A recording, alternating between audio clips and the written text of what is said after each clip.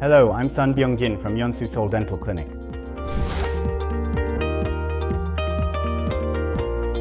I'm delighted to greet you all through Dental Bean today for this lecture on the topic of rubber dam isolation, specifically for restorative treatment. I currently employ a rubber dam for every restorative treatment involving bonding, including both resin and ceramic restorations. Comparing to the period before I began using rubber dams, the treatment prognosis has significantly improved and stabilized beyond what I had initially anticipated, thereby substantially reducing the stress associated with my practice.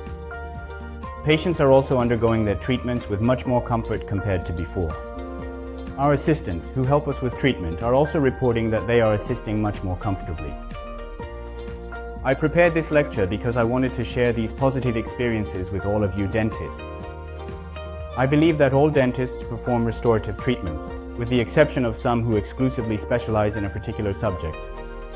I genuinely hope that this lecture will prove to be very helpful for those of you who perform restorative treatments without utilizing rubber dam isolation. It's true that every treatment has its own unique entry barrier.